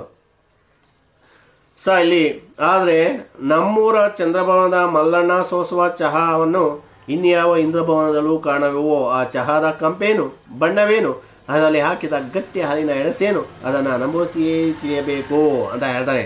ಅದರಲ್ಲಿ ನಮ್ಮೂರ ಚಂದ್ರಭವನದ ಮಲ್ಲಣ್ಣ ಸೋಸುವ ಆ ಚಹಾದ ಕಂಪೇನು, ಅದರ ಬಣ್ಣವೇನು, ಅದರಲ್ಲಿ ಹಾಕಿದ ಗಟ್ಟಿ ಹಾಲಿನ ಎಣಸೇನು, ಅದನ್ನು ಕುಡಿದವರೇ ಗಟ್ಟಿ ಹಾಲಿನ ಎಣಸೇನು, ಅದನ್ನು ಅನುಭವಿಸಿಯೇ ತಿಳಿಯಬೇಕು ಅಂತ ಹೇಳ್ತಾನೆ. ಅಂದರೆ ಇಲ್ಲ ಅರ್ಥ, ಆ ಹಳ್ಳಿಯ ಚಹಾ ಹೋಟೆಲ್ ಅಂತಕ್ಕಂಥ ಹಳ್ಳಿಯ ಚಹಾ ಹೋಟೆಲ್ನ ಹೆಸರು ಚಂದ್ರಭವನ ಅಂತ ಕರೀತೀವಿ. ಹಳ್ಳಿಯ ಚಹಾ ಹೋಟೆಲ್ನ ಹೆಸರೇನು ಅಂತ ಕೇಳ್ತಾನೆ 1 ವರ್ಷಗೆ. ಹಳ್ಳಿಯ ಚಹಾ ಹೋಟೆಲ್ನ ಹೆಸರು ಚಂದ್ರಭವನ, ನಾಟ್ ಇಂದ್ರಭವನ. ಹಳ್ಳಿಯ ಚಹಾ ಹೋಟೆಲ್ನ ಹೆಸರು ಚಂದ್ರಭವನ ಅಂತ. ಅಲ್ಲಿ ನಮ್ಮೂರ ಚಂದ್ರಭವನದ ಮಲ್ಲಣ್ಣ ಸೋಸುವಂತಹ ಆ ಚಹಾದ ಕಂಪೇನು, ಕಂಪು ಅಂತಂದ್ರೆ ಇಲ್ಲಿ ಅದರ ಒಂದು ಕೆಂಪ ಬಣ್ಣ ಅಂತಕ್ಕಂಥದ್ದು, ಅದರಲ್ಲಿ ಹಾಕಿರ್ತಕ್ಕಂಥ ಒಂದು ಸುವಾಸನೆ ಅಂತಕ್ಕಂಥದ್ದು, ಅದರಿಂದ ಬರ್ತಕ್ಕಂಥ ಒಂದು ಬಣ್ಣ ಅಂತಕ್ಕಂಥದ್ದು, ಅದರಲ್ಲೇ ಗಟ್ಟಿ ಹಾಲಿನ ಎಡಸೇನು, ಅದನ್ನು ಅನುಭವಿಸಿದವರೇ ಬಲ್ಲರು ಅಂತ ಹೇಳ್ತಾರೆ. ಅಂದರೆ ಇದರ ಅರ್ಥ, ಪಟ್ಟಣಗಳಲ್ಲಿ 1 ಲೀಟರ್ ಹಾಲು ಅಂತಂದರೆ 1 ಲೀಟರ್ ಹಾಲಿಗೆ 4 ಲೀಟರ್ ನೀರನ್ನು ಬೆರೆಸ್ತಾರೆ. 4 ಲೀಟರ್ ನೀರನ್ನು ಬೆರೆಸ್ತಾರೆ. ಆದರೆ ಅದರ ಹಾಲು ಅಂತಕ್ಕಂಥದ್ದೇ ಇರೋದಿಲ್ಲ. 4 ಲೀಟರ್ ನೀರನ್ನು ಬೆಳೆಸಿ ಅದು ತಿಳಿಬಾರ್ದು ಅಂತೇಳ್ಬಿಟ್ಟು ಒಂದು ಸ್ವಲ್ಪ ಜಾಸ್ತಿ ಟೀ ಪುಡಿಯನ್ನು ಹಾಕ್ಬಿಡ್ತಾರೆ. ಗಟ್ಟಿ ಬರೋದಕ್ಕೆ ಟೀ ಪುಡಿಯನ್ನು ಹಾಕ್ತಾರೆ, ಇಲ್ಲ ಹಾಲಿನ ಪೌಡ್ರನ್ನು ಹಾಕ್ಬಿಡ್ತಾರೆ.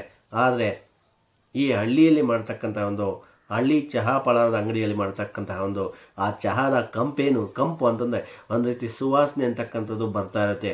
ಒಂದು ರೀತಿ ಸ್ಮೆಲ್ ಸುವಾಸನೆ ಅಂತಕ್ಕಂಥದ್ದು ಬರ್ತಾ ಇರುತ್ತೆ. ಆ ಚಹಾ ಅಂತಕ್ಕಂಥದ್ದು ಕುದೀತಾ ಇರಬೇಕಾದ್ರೆ ಅದರ ಬಣ್ಣ ಅಂತಂದ್ರೆ ಒಂದು ರೀತಿ ಬಣ್ಣ ಒಂದು ರೀತಿ ಗಟ್ಟಿಯಾಗಿ ಅದು ಕಾಣಿಸ್ತಾ ಇರುತ್ತೆ. ಒಂದು ರೀತಿ ಬಣ್ಣ ಅಂತಕ್ಕಂಥದ್ದು ಎತ್ತಿ ಕಾಣಿಸ್ತಾ ಇರುತ್ತೆ. ಕಾರಣ ಅದರಲ್ಲಿ ಆ ರೀತಿ ಇರುತ್ತೆ. ಅದರಲ್ಲಿ ಹಾಕಿದ ಗಟ್ಟಿ ಹಾಲಿನ ಎಡಸೇನು ಅಂತ ಕೆಲವೊಂದು ಸಂದರ್ಭಗಳ ನೀವು ಏನಾದರೂ ಕುಡಿತಾರೆ. ಈಗ ಅಮ್ಮ ಏನಾದರೂ ಕಾಫಿ ಏನೇನು ಎತ್ಕೊಂಡ್ಬಂದು ಇಟ್ಟುಬಿಟ್ರೆ ಟೀ ಕುಡಿ ಅಂತ ಎತ್ಕೊಂಡು ಹೋಗ್ಬಿಟ್ರೆ ನಾ ಜಸ್ಟ್ ಒಂದು ನಿಮಿಷ ಏನೋ ಸುಮ್ಮನೆ ಇದ್ದರೆ ಅದರಲ್ಲಿ ಒಂಥರ ಇದು ಕಟ್ಟಿರುತ್ತೆ, ಬೆಣ್ಣೆ ಕಟ್ಟಿಬಿಟ್ಟಿರುತ್ತೆ. ನೋಡಿರ್ಬೇಕು ನೀವು.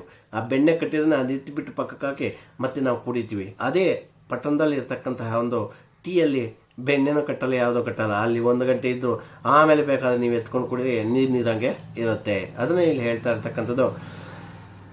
ಹಳ್ಳಿಯ ಚಹಾ ಪಳಾರದ ಅಂಗಡಿಯಲ್ಲಿ ಮುರುಕಾ ಬೆಂಚು ಇದೆ, 3 ಕಾಲಿನ ಕುರ್ಚಿ ಇದೆ. ಆದರೆ ನಮ್ಮೂರ ಚಂದ್ರಭವನದ ಮಳ್ಳನ್ನ ಸೋಸುವಂತಹ ಆ ಚಹಾದ ಕಂಪೇನು, ಅದರ ಬಣ್ಣವೇನು, ಅದರಲ್ಲಿ ಹಾಕಿದ ಗಟ್ಟಿ ಹಾಲಿನ ಎಡಸೇನು, ಅದನ್ನು ಅನುಭವಿಸಿಯೇ ತಿಳಿಯಬೇಕು, ಅದನ್ನು ನಾವು ಕುಡಿಯೇ ಅದರ ಒಂದು ವಿಚಾರವನ್ನು ತಿಳಿಬೇಕು ಅಂತ ಹೇಳ್ತಾನೆ. ಈ ರೀತಿಯಾಗಿ ಆ ಚಹಾ ಪಳಾರದ ಅಂಗಡಿ ಯಾವುದು, ಹಳ್ಳಿಯ ಚಹಾ ಪಳಾರದ ಅಂಗಡಿ ಇರುತ್ತೆ ಅಂತಕ್ಕಂಥ ನೋಡಿ. ಅದೇ ರೀತಿಯಾಗಿ ಹಳ್ಳಿಯ ಚಹಾ ಹೋಟೆಲ್ನ ಸಿಗುವ ಆತ್ಮೀಯತೆ ಆಗಲಿ ಆತಿಥ್ಯವಾಗಲಿ ಇನ್ನೆಲ್ಲಿ ದೊರಕಿತು ಅಂದರೆ ಹಳ್ಳಿಯ ಚಹಾ ಹೋಟೆಲ್ನಲ್ಲಿ ಸಿಗ್ತಕ್ಕಂಥ ಒಂದು ರೆಸ್ಪೆಕ್ಟ್ ಅಂತಕ್ಕಂಥದ್ದು, ಮರ್ಯಾದೆ ಅಂತಕ್ಕಂಥದ್ದು, ಗೌರವ ಅಂತಕ್ಕಂಥದ್ದು ಇನ್ನು ಎಲ್ಲಿನೂ ಸಹ ಸಿಗೋದಕ್ಕೆ ಸಾಧ್ಯ ಇಲ್ಲ. ಅದನ್ನು ಇಲ್ಲಿ ಹೇಳ್ತಾ ಇದ್ದಾನೆ ವೀರೇಂದ್ರ ಸಿಪ್ಪಿ ಅವರು. ಹಳ್ಳಿಯ ಚಹಾ ಹೋಟೆಲ್ನಲ್ಲಿ ಸಿಗ್ತಕ್ಕಂಥ ಒಂದು ಆತ್ಮೀಯತೆ ಆಗಲಿ ಅಥವಾ ಆತಿಥ್ಯವಾಗಲಿ ಇನ್ನೆಲ್ಲಿ ಸಹ ದೊರೆಯೋದಕ್ಕೆ ಸಾಧ್ಯ ಇಲ್ಲ ಅಂತ ಹೇಳ್ತಾನೆ. ಯಾಕೆಂತಂದರೆ ನಿಮ್ಮ ಬೇಕು ಬೇಡುಗಳನ್ನು ನಿಮ್ಮ ಬೇಕು ಬೇಡಗಳನ್ನು ತಿಳಿತಂತಹ ಮಾಣಿ ಒಂದು ಕೈಯಿಂದ ನೋಡಿ, ನಿಮ್ಮ ಬೇಕು ಬೇಡಗಳನ್ನು ಅರಿತ ಮಾಣಿ ಒಂದು ಕೈಯಿಂದ ಬೆವರನ್ನು ಒರೆಸ್ಕೊಂಡು ಇನ್ನೊಂದು ಕೈಯಿಂದ ನಿಮ್ಮ ನೆಚ್ಚಿನ ಪೂರಿ ಸಾಗಳನ್ನು ತಂದು ನಿಮ್ಮ ಮುಂದೆ ಇಡುತ್ತಾನೆ. ಇಲ್ಲಿ ಯಾವ ರೀತಿ ಇರುತ್ತೇನೆ ಅಂತ, ಇಲ್ಲಿರ್ತಕ್ಕಂತಹ ಮಾಣಿ ಯಾವ ರೀತಿ ಇದ್ದಾನೆ ಅಂತ ನೋಡಿ. ನಿಮ್ಮ ಬೇಕು ಬೇಡಗಳನ್ನು ಅರಿತ ಒಬ್ಬ ವ್ಯಕ್ತಿ ಗ್ರಾಹಕ ಅಲ್ಲಿಗೆ ಹೋಟ್ಲಿಗೆ ಬರ್ತಾ ಇದೆ ಅಂತಂದರೆ ಅವನಿಗೆ ಪಟ್ ಅಂತ ಗೊತ್ತುಬಿಟ್ಟಿರುತ್ತೆ, ಇವ್ರು ಇಂಥದೇ ತಿಂತಾರೆ, ಇವ್ರು ಇಂಥದೇ ಕುಡಿತಾರೆ ಅಂತ. ಅದನ್ನೇ ನಮ್ಮ ಬೇಕು ಬೇಡಗಳನ್ನು ಅವನು ಅರಿತಿರ್ತಾನೆ, ತಿಳಿದುಕೊಂಡಿರ್ತಾನೆ. ಯಾರು, ಹಳ್ಳಿಯ ಚಹಾ ಹೋಟ್ನಲ್ಲಿರ್ತಕ್ಕಂಥ ಮಾಣಿ ಆಗಿರ್ತಕ್ಕಂಥವನು. ನಿಮ್ಮ ಬೇಕು ಬೇಡಗಳನ್ನು ಅರ್ಥಂತಹ ಮಾಣಿ ಒಂದು ಕೈಯಿಂದ ಬೆವರನ್ನು ಒರೆಸ್ಕೊಂಡು ಇನ್ನೊಂದು ಕೈಯಿಂದ ನಿಮ್ಮ ನೆಚ್ಚಿನ ನಿಮಗೆ ಇಷ್ಟವಾದಂತಹ ಪೂರಿ ಮತ್ತು ಸಾಗುಗಳನ್ನು ತಂದು ನಿಮ್ಮ ಮುಂದೆ ಇಡ್ತಾನೆ. ಅದರ ಜೊತೆಗೆ ಪೂರಿಯಲ್ಲಿ ಇರ್ತಕ್ಕಂತಹ ಎಣ್ಣೆ ನಿಮ್ಮ ಪ್ರಕೃತಿಗೆ ಒಗ್ಗದು ಎಂಬುದನ್ನು ಅರಿತಂತಹ ಮಾಣಿ ಅದಕ್ಕಂತಲೇ ಅವನು ಪೂರಿಯ ಎಣ್ಣೆಯನ್ನು ಒರೆಸಿ ತೆಗೆಯೋದಕ್ಕಾಗಿ ರದ್ದಿ ಕಾಗದದ ಚೂರುಗಳನ್ನು ತಂದು ನಿಮ್ಮ ಮುಂದೆ ಇರಿಸುತ್ತಾನೆ. ನೋಡಿ, ಗಮನಿಸಿ, ಅಲ್ಲಿ ಅದೇ ಪಟ್ಟಣದ ಹೋಟೆಲ್ನಲ್ಲಿ ರದ್ದಿ ಚೂರುಗಳು ಯಾವುದೂ ಕೊಡೋದಿಲ್ಲ. ಅಂದರೆ ತಿಂದುಬಿಡ್ಲಿ ಬಿಡು, ಇವನಿಗೇನು ನಮಗೇನು ಬೇಕಾಗಿರ್ತಕ್ಕಂಥ ಏನು ನಮಗೆ ದುಡ್ಡು ಬೇಕು, ಅವನೆಲ್ಲಾದರೂ ಹಾಳಾಗೋಗ್ಲಿ ಅಂತ. ಅದೇ ಹಳ್ಳಿಯ ಚಹಾ ಹೋಟ್ಲಲ್ಲಾದರೆ ನಮಗೂ ದುಡ್ಡು ಬರಬೇಕು, ನಮ್ಮ ಗ್ರಾಹಕನೂ ಸಹ ಚೆನ್ನಾಗಿರಬೇಕು ಅಂತ ಬಯಸ್ತಾರೆ. ಎಲ್ಲಿ, ಪಟ್ಟಣದ ಹೋಟೆಲಲ್ಲ, ಹಳ್ಳಿಯ ಹೋಟೆಲ್ನಲ್ಲಿ. ಅದನ್ನೇ ಇಲ್ಲಿ ಹೇಳ್ತಾ ಇದ್ದ ನೋಡಿ. ನಿಮ್ಮ ಬೇಕು ಬೇಡಗಳನ್ನು ಅರಿತಂತಹ ಮಾಣಿ ಒಂದು ಕೈಯಿಂದ ಬೆವರನ್ನು ಒರೆಸ್ಕೊಂಡು ಇನ್ನೊಂದು ಕೈಯಿಂದ ನಿಮ್ಮ ನೆಚ್ಚಿನ ಪೂರಿ ಸಾಗುಗಳನ್ನು ತಂದು ನಿಮ್ಮ ಮುಂದೆ ಇರಿಸುತ್ತಾನೆ. ಆ ಪೂರಿಯಲ್ಲಿರ್ತಕ್ಕಂತಹ ಒಂದು ಎಣ್ಣೆ ನಿಮ್ಮ ಪ್ರಕೃತಿಗೆ ಒಗ್ಗದು, ಅಂದರೆ ನಿಮಗೆ ಇಡಿಸೋದಿಲ್ಲ ಎಂಬುದನ್ನು ಅರಿತಂತಹ ಮಾಣಿ ಪೂರಿಯಲ್ಲಿರ್ತಕ್ಕಂತಹ ಎಣ್ಣೆಯನ್ನು ಒರೆಸಿ ತೆಗೆಯೋದಕ್ಕಾಗಿ ರದ್ದಿ ಕಾಗದದ ಚೂರುಗಳನ್ನು ತಂದು ನಿಮ್ಮ ಮುಂದೆ ಇಡ್ತಾನೆ. ನೀವು ಪೂರಿಯಲ್ಲಿ ಏನಾದರೂ ಒಂದು ಎಣ್ಣೆ ಜಾಸ್ತಿ ಇದ್ದರೆ ನ್ಯೂಸ್ ಪೇಪರ್ ಎತ್ಕೊಂಡು ಹಿಂಗೆ ಪ್ರೆಸ್ ಮಾಡಿಬಿಟ್ರೆ ಪೂರಿಯಲ್ಲಿರ್ತಕ್ಕಂಥ ಎಣ್ಣೆ ಎಲ್ಲ ನ್ಯೂಸ್ ಪೇಪರ್ಗೆ ಮೆತ್ಕೊಂಡ್ಬಿಡತ್ತೆ. ಅಂತಹ ರದ್ದಿ ಕಾಗದದ ಚೂರುಗಳನ್ನು ತಂದು ನಮ್ಮ ಮುಂದೆ ಇಡ್ತಾನೆ. ಯಾಕಂದರೆ ನಮ್ಮವನು ಆರೋಗ್ಯವನ್ನು ಸಹ ಚೆನ್ನಾಗಿರ್ಬೇಕಂತ ಬಯಸ್ತಕ್ಕಂಥವನು ಯಾರಂತಂದರೆ ಹಳ್ಳಿಯ ಚಹಾ ಹೋಟೆಲ್ನ ಮಾಣಿ ಅಂತಕ್ಕಂಥದ್ದು. ಇದೆ ಹಳ್ಳಿಯ ಚಹಾ ಹೋಟೆಲ್ನ ಮಾಣಿ ಹೇಗಿರುತ್ತಾನೆ ಅಂತ ಕೇಳ್ತಾನೆ 2 ಅಂಕದ ಪ್ರಶ್ನೆಗೆ. ಹಳ್ಳಿಯ ಚಹಾ ಹೋಟೆಲ್ನ ಮಾಣಿಯಾಗಿರ್ತಕ್ಕಂಥವನು ನಿಮ್ಮ ಬೇಕು ಬೇಡಗಳನ್ನು ಅರಿತಂತಹ ಮಾಣಿ ಒಂದು ಕೈಯಿಂದ ಬೆವರನ್ನು ಒರೆಸ್ಕೊಂಡು ಇನ್ನೊಂದು ಕೈಯಿಂದ ನಿಮ್ಮ ನೆಚ್ಚಿನ ಪೂರಿ ಸಾಗುಗಳನ್ನು ತಂದು ನಿಮ್ಮ ಮುಂದೆ ಇರಿಸುತ್ತಾನೆ. ಆ ಪೂರಿಯಲ್ಲಿರ್ತಕ್ಕಂತಹ ಒಂದು ಎಣ್ಣೆ ನಿಮ್ಮ ಪ್ರಕೃತಿಗೆ ಒಗ್ಗದು, ನಿಮಗೆ ಇಳಿಸೋದಿಲ್ಲ ಎಂಬುದನ್ನು ಅರ್ಥಂತಹ ಮಾಣಿ ಆ ಪೂರಿಯಲ್ಲಿರ್ತಕ್ಕಂಥ ಎಣ್ಣೆಯನ್ನು ಒರೆಸಿ ತೆಗೆಯೋದಕ್ಕಾಗಿ ರದ್ದಿ ಕಾಗದದ ಚೂರುಗಳನ್ನು ತಂದು ನಿಮ್ಮ ಮುಂದೆ ಇರಿಸುತ್ತಾನೆ. ಯಾವ ಹೆಂಡತಿ ಇಂದಿವರೆಗೂ ಈ ರೀತಿಯ ಗಂಡನ ಸೇವೆ ಮಾಡಿರಲು ಸಾಧ್ಯ? ದಯವಿಟ್ಟು ನನಗೆ ತಿಳಿಸಿ ಅಂತ ಹೇಳ್ಬಿಟ್ಟು ಇಲ್ಲಿ ವೀರೇಂದ್ರ ಸಿಂಪಿ ಅವರು ಇಲ್ಲಿ ಹೇಳ್ತಾರೆ. ನೋಡಿ, ಅಲ್ಲಿ ಯಾವ ಹೆಂಡತಿ ಇಂದಿನವರೆಗೂ ಈ ರೀತಿ ಗಂಡನ ಉಪಚಾರ ಮಾಡಿದ್ದಾಳೆ ನನಗೆ ದಯವಿಟ್ಟು ತಿಳಿಸಿ ಅಂತ ಹೇಳ್ತಾರೆ. ಅಂದರೆ ಇಲ್ಲಿ ಒಬ್ಬ ಹೆಂಡತಿ ಆಗಿರ್ತಕ್ಕಂಥವನು ಸಹ ಈ ರೀತಿ ಗಂಡನ ಸೇವೆ ಅಂತಕ್ಕಂಥದ್ದು ಮಾಡಿರೋದಿಲ್ಲ. ಅಂತ ಸೇವೆ ಯಾರು ಮಾಡ್ತಾರೆ ಅಂತಂದರೆ ಹಳ್ಳಿಯ ಚಹಾ ಹೋಟೆಲ್ನಲ್ಲಿರ್ತಕ್ಕಂಥ ಮಾಣಿ ಮಾಡ್ತಾನೆ. ಹಳ್ಳಿಯ ಚಹಾ ಹೋಟೆಲ್ ಹೇಗಿರುತ್ತೆ ಸೊ ಗುಳ್ಳಾದ ಗುಡ್ಡ ಕುಬಸ ತೊಟ್ಟ ಹೆಣ್ಣಿದ್ದಂತೆ, ಇಳಕಲ ಸೀರೆ ಗುಳ್ಳಾದ ಗುಡ್ಡ ಕುಬಸ ತೊಟ್ಟ ಹೆಣ್ಣಿದ್ದಂತೆ, ನೋಡಲು ಅಂದವಾಗಿರದಿದ್ರೆ ಅಂತೆ ಸ್ವರ್ಗದ ಸುಖ ಕೊಡಬಲ್ಲದು. ನಮ್ಮೂರ ಚಂದ್ರಭವನದ ಮಲ್ಲಣ್ಣ ಸೋಸುವ ಚಹಾದ ಕಂಪೇನು, ಅದರ ಬಣ್ಣವೇನು, ಅದರಲ್ಲಿ ಹಾಕಿದ ಗಟ್ಟಿ ಹಾಲಿನ ಎಡಸೇನು, ಅದನ್ನು ಅನುಭವಿಸಿಯೇ ತಿಳಿಯಬೇಕು. ಮಾನವನಾಗಿ ಹುಟ್ಟಿದ ಮೇಲೆ ಏನೇನು ಕಂಡಿ ಅಂದು ಜೋಗಿ ಜಲಪಾತದ ಬಗ್ಗೆ ಬರೆದಂತಹ ಕವಿ ನಮ್ಮ ಹಳ್ಳಿಯ ಚಹಾ ಹೋಟೆಲ್ಗೆ ಭೇಟಿ ಇಟ್ಟು ಅಲ್ಲಿಯ ಚಹಾ ಕುಡಿಯದೆ ಅಲ್ಲಿಯ ಬಜ್ಜಿ ತಿನ್ನದೆ ವ್ಯರ್ಥವೆಂದೇ ಹಾಡ್ಬಿಡ್ತಿದ್ದ ಅಂತ ಇಲ್ಲಿ ಹೇಳ್ತಾ ಇದ್ದಾನೆ. ಅದರ ಜೊತೆಗೆ ಹಳ್ಳಿಯ ಚಹಾ ಪಳದ ಅಂಗಡಿಯಲ್ಲಿ ಮುರುಕಾ ಬೆಂಚು ಇದೆ, 3 ಕಾಲಿನ ಕುರ್ಚಿಯೂ ಇದೆ. ಮುರುಕಾ ಬೆಂಚು ಇದೆ, 3 ಕಾಲಿನ ಕುರ್ಚಿ ಇದೆ. ಅದರ ಜೊತೆಗೆ ನಿಮ್ಮ ಬೇಕು ಬೇಡಗಳನ್ನು ಅರ್ಥಂತಹ ಮಾಣಿ ಒಂದು ಕೈಯಿಂದ ಬೆವರನ್ನು ಹೊರಿಸಿಕೊಂಡು ಇನ್ನೊಂದು ಕೈಯಿಂದ ನಿಮ್ಮ ನೆಚ್ಚಿನ ಪೂರಿ ಸಾಗುಗಳನ್ನು ತಂದು ನಿಮ್ಮ ಮುಂದೆ ಇರಿಸುತ್ತಾನೆ. ಆ ಪೂರಿಯಲ್ಲಿರ್ತಕ್ಕಂತಹ ಒಂದು ಎಣ್ಣೆ ನಿಮ್ಮ ಪ್ರಕೃತಿಗೆ ಒಗ್ಗದು ಎಂಬುದನ್ನು ಅರ್ಥಂತಹ ಮಾಣಿ ಪೂರಿಯಲ್ಲಿರ್ತಕ್ಕಂತಹ ಎಣ್ಣೆಯನ್ನು ಹೊರಿಸಿ ತೆಗೆಯೋದಕ್ಕಾಗಿ ರದ್ದಿಕಾಗದ ಚೂರುಗಳನ್ನು ತಂದು ನಿಮ್ಮ ಮುಂದೆ ಇರಿಸುತ್ತಾನೆ. ಯಾವ ಹೆಂಡತಿ ಇಂದಿನವರೆಗೂ ಈ ರೀತಿಯ ಗಂಡನ ಸೇವೆ ಮಾಡಿರಲು ಸಾಧ್ಯ? ದಯವಿಟ್ಟು ನನಗೆ ತಿಳಿಸಿ ಅಂತ ಹೇಳ್ತಾನೆ. ಅದ್ರ ಜೊತೆಗೆ ಇನ್ನೂ ಏನು ಮಾಡ್ತಾನೆ ಅವನು, ಪೂರಿಯ ಪ್ಲೇಟನ್ನು ಸರಿಸುತ್ತಲೇ ನೀವು ಕೇಳದೆ ಬಜ್ಜಿಯೂ ಬಂದು ನಿಮ್ಮೆದುರು ಕೊಡುತ್ತದೆ. ಆಗ ಒಳ್ಳೆನೆಂದ್ರೆ ನಡೆದೀತೆ, ಅಂದರೆ ಪೂರಿ ಅಂತಕ್ಕಂಥ ತಿಂದು ಮುಗಿಸ್ತಾ ಇದ್ದಂಗೆ ಬಜ್ಜಿ ಎತ್ಕೊಂಡ್ಬಂದು ನಿಮ್ಮ ಮುಂದೆ ಇಟ್ಬಿಡ್ತಾನೆ ಅವನು. ಆಗ ಬೇಡ ಅಂದರೆ ನಡೆಯುತ್ತೆ, ಆಗ ಅದನ್ನೂ ಸಹ ನಿಧಾನವಾಗಿ ತಿಂದು ಬಿಡ್ತೀವಿ. ಅದರ ಜೊತೆಗೆ ಇಂದು ಸ್ಪೆಷಲ್ ಅವಲಕ್ಕಿ ಸೂಸಲ ಮಾಡಿದ್ದೇನೆ, ತರಲೇನು ಕೇವಲ ನಿಮಗಾಗಿ ಎಂದೇ ಭ್ರಮೆ ಹುಟ್ಟುವಂತೆ ಕಿವಿಯಲ್ಲಿ ಬಂದು ಉಸಿರಿಸಿದಾಗ ನಿಮಗೆ ರೋಮಾಂಚನವಾಗದಿದ್ದೀತೆ. ಮತ್ತೆ ಅಷ್ಟಕ್ಕೆ ಬಿಡೋದಿಲ್ಲ ಅವನು, ಯಾರು ಮಾಣಿ.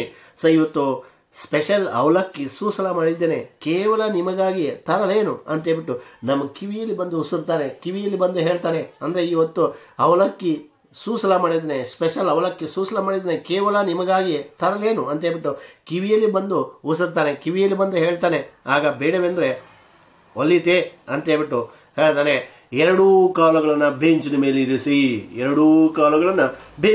ಇರಿಸಿ, ಹೊಟ್ಟೆರಾಯನ ಸೇವೆಯನ್ನು ಮಾಡಿ ನೀವು ಪ್ಲೇಟ್ನಲ್ಲಿ ಕೈ ತೊಳೆದು ನಂತರ ಕೈಯನ್ನು ಒರೆಸ್ಕೊಂಡು ಅಥವಾ